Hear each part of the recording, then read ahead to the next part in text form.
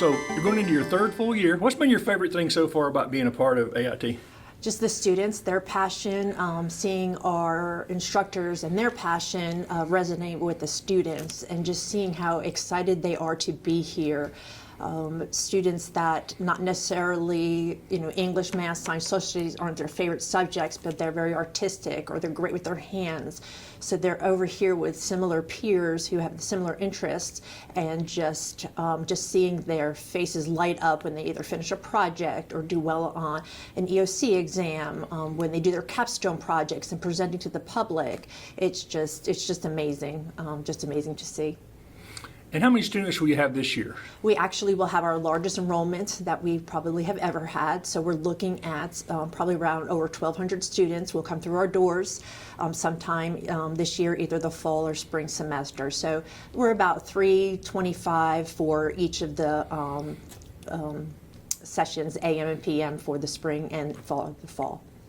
For people who may have heard of AIT but really don't have a student here, don't know much about it, just kind of tell them who y'all serve and what the mission of this place is. Sure. So our mission is to ensure students become college and or career ready and become participants in this global society.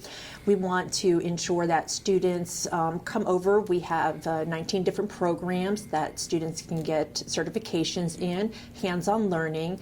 We serve districts 3, 4, and 5, so that is Crescent High School, Pendleton High School, Anderson 5 Charter School, Teal, Hanna, and Westside. So students have to be enrolled in one of those 5 high schools, and they come to us, they register at their home high school, and they come to us either the morning or afternoon session. Some of our students are with us the entire year, some are just half the year, and usually they're here for 2 separate sessions, so 2 separate semesters to become completers. And we're just so excited to welcome them back. And we're excited. We have an amazing community. We are doing a lot more outreach to our community. For example, our cosmetology program is opening and doing a lot more services for the community. And we're looking to partner up with other entities to just, again, give back to the great community of Anderson County. When we met last summer, y'all had some goals and objectives for this past year. Do you feel like y'all accomplished most of what you hoped to get done? I do. I absolutely do. We started a new transition program last year. We brought in a transition instructor with special needs background, and was very instrumental in supporting our current teachers, students with 504s, IEPs, but also we started the transition program because we saw a need back at the home high schools where students, more likely non-diploma students, but in special needs classrooms, who were missing that career-ready indicator on their Power School, in Power School. So what we wanted to do is meet with the high schools and see how we can support the high schools, because that impacts their school report card. We had 27 students complete the program from 3 of our high schools last year. If my data is correct, believe 23 out of the 27 did receive their career ready indicator because they participated in a 40-hour internship through our CTE work-based learning program, which is different than any programs they do through their special needs classrooms. So we were super excited about that. That will start up back again in October with a new set of students. But the most exciting part of that was 4 of those students who participated in that program are now students of ours who are going to be taking our programs and work to be completers in their chosen field. So that is just so exciting, and to talk about full circle. And it's a service again back to our students, and could be more excited to have them back. What are some of your fastest growing programs? So health science is continuing to explode, which is great because it aligns with our CLNA, which is our comprehensive local needs assessment. Anything in the medical field, from nursing to assistance to even biomedical research, that is such needed areas in our community and beyond. So we still consider, we've actually added some additional biomed programs. Our welding program, automotive, electricity, those programs continue to stay very, very full. One program I'm super excited that is really starting to explode is our mechatronics. A few years ago, we had about 4 students enrolled in our mechatronics. We have an amazing instructor, and it's all because of word of mouth. Kids know, they take it. We actually have a full program going into this next school year, mechatronics. And again, that aligns to the needs of our local industry, which is very, very important to us. Manufacturing, where students are learning, again, to work on those different, the PLCs, and so they can program the machinery so they can work in the manufacturing facilities. That kind of leads to my next question. What role do partnerships play in you guys crafting your programs? Oh, it is huge. They do, again, it's not even just about monetary donations, which is always wonderful, but it's their time. They're mentoring our students who are doing their capstone projects. I can just say Dodge Industrial, which is located in Pendleton. They have been huge supporters of ours. Literally, we're just here last week, surprised one of our teachers with 9 new 3D printers, but also partnered with another one of their companies to bring in an automated tool machine. It looks like a vending machine where the students can put in their code. This way we can keep up with inventory, and then also that we can ensure that tools don't get lost and they get assigned. But that was installed last week. And they're just happy to be here. Our mentors from our businesses are, when we do have open houses and when we have our career fairs, they're here to support our students. Time, to me, is the most important factor that they could give back, and also just the conversations that we can have in regard to what do they need, because that's our job here, is to ensure that we're preparing students for local business and industry needs, not that what seems fun and what's, what I mean, the big shiny golden, ticket. We just want to ensure that our students leave here college and career ready, and also can support businesses, because we want to grow Anderson just as much as anybody else. And again, through partners with economic development, it's full circle. We just want to see what the needs are out there and how we can meet those needs. And the budget's been approved, obviously getting ready to start a new school year. What were some of the challenges for the budget this year?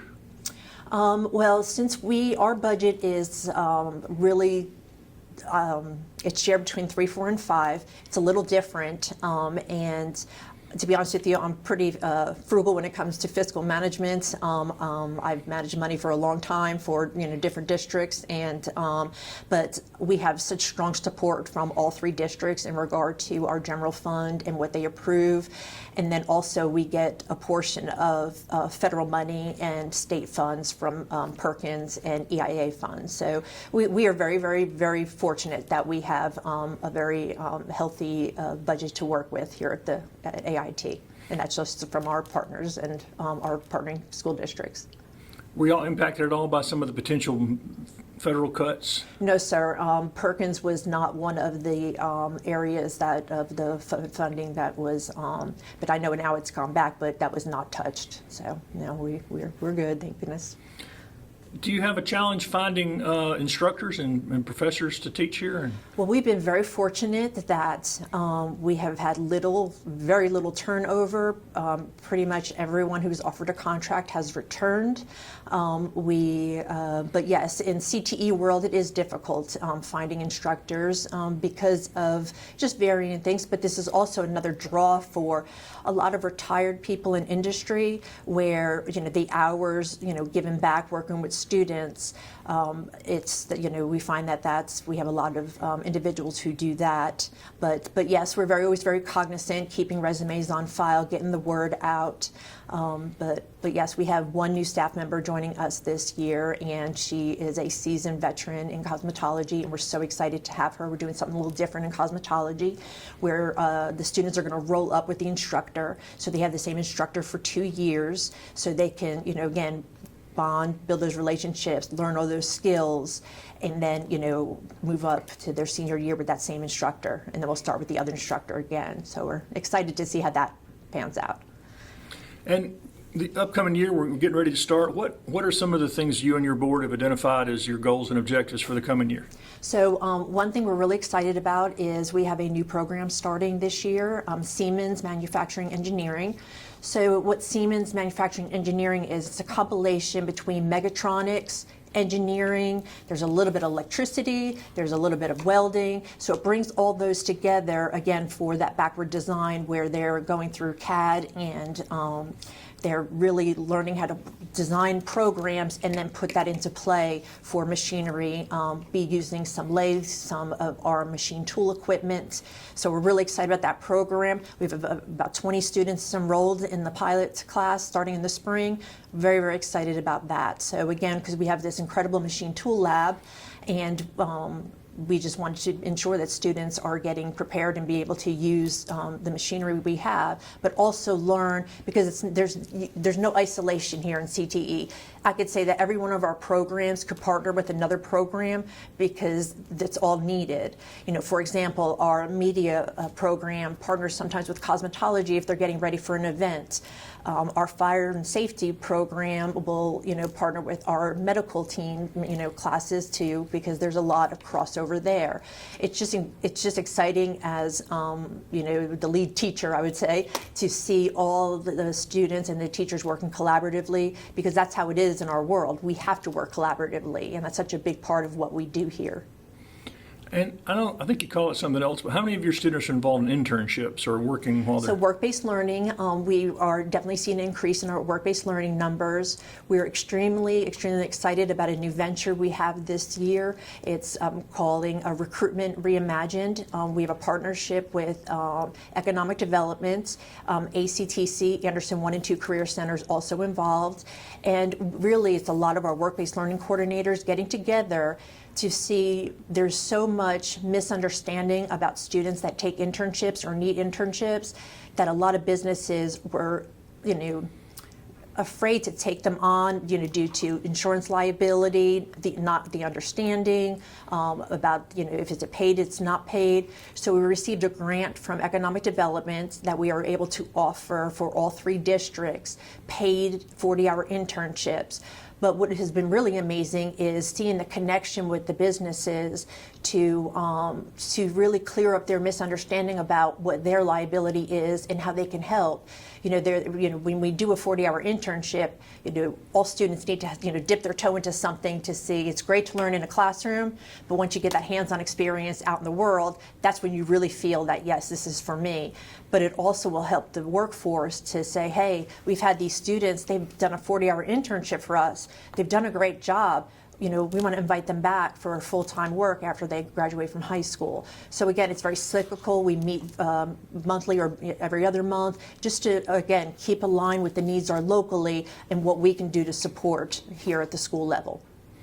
And one of the advantages y'all have is you're adjacent to the Tri-County Tech campus. And yes. Looking ahead, how will their new automotive / mechatronics / several things. I just had talked to their president about Dr. Galen DeHay about this. How will that benefit what you guys do here? Well, we are, we always open our partnerships. We do have an MOA in regard to welding with Tri-County. Always looking to build those partnerships, especially with mechatronics and automotive. With automotive and mechatronics just going to be in our backyard within a few years, I think that will thoroughly build even a stronger collaborative position between the two of our programs to ensure that we're doing the introductory work, we're getting kids excited about things, and then supporting them if they want to go on for further training, at the secondary level. But I think, again, we have a great partnership with Marla Cobb, who is the liaison for the high schools to Tri-County. And, I just pick up the phone. Hey, I have a student, our schedule won't fit for them. Do you have a program that would fit for them? Again, it's not we want to keep our students. We don't want to it's all about what's best for students. So whether they're here, they're back at their home high school, they're at Tri-County, Anderson University, we support every endeavor because, again, it comes back to what is best for students. And looking ahead to the 26-27 year, I know this seems like a long way away, but I guess it's really not. If parents or students might be interested in AIT, what do they need to do? Well, they register back at their home high school. We had very successful tours last year. We really opened up the building, made it very fun, where students could really visit classrooms, very supervised, but we wanted to ensure that they visited the programs that they wanted to visit. And I think the fruition of that is our increased numbers. We hold open houses. We are having a community event on September 23rd from 5:30 to 7 here at AIT. We are opening the building. Our teachers will be available for anybody in the community, whether it's a prospective student, parent, guardian, business member, just anybody in the community who wants to see what's going on here. I really encourage them to come and see what we have, because it is an amazing facility. We've got wonderful instructors and just great students. So again, that's September 23rd here at AIT. It's just a drop-in event from 5:30 to 7. So we really look forward to having people come. So for the 26-27 school year, students will meet with their counselors back at their home high schools. We're working on our catalog now. We may have a new program that we're kind of working with. Hopefully be able to add that to our catalog. We are looking to perhaps do marine technology, which is boat repair. And boat maintenance, partnering with local, boat industry individuals. So we've been working hard with the districts, and hopefully we can offer that program in the 26-27 school year. But again, I highly suggest parents, guardians come to any of our events. We're always here to answer questions, give tours if needed, and then speak to their counselors back at their home high school, because their IGPs will be this fall, and they'll start the registration process starting in November, going into early spring. So, but we're here to answer any questions anybody has.